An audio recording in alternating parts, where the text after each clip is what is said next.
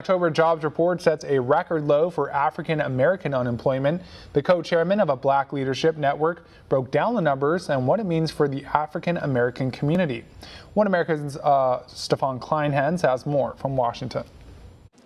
Project 21's Horace Cooper told One American News that black unemployment has shrunk significantly under President Donald Trump, providing countless opportunities, the likes of which history has not seen before. We saw with these October numbers the lowest unemployment numbers for black Americans since the Bureau of Labor Standards has been keeping the number since 1972.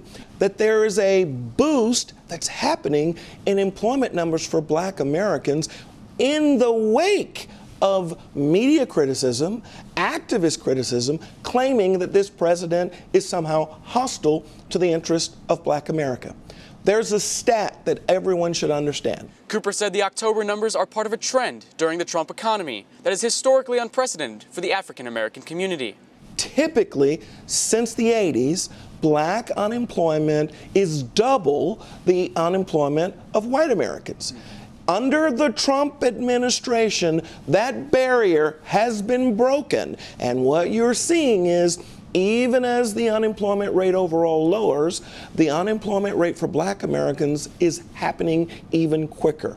That means that black Americans are benefiting in the Trump economy faster and greater than the rest of the country. Cooper also said President Trump is doing more for the African American community than President Obama did during his tenure in office.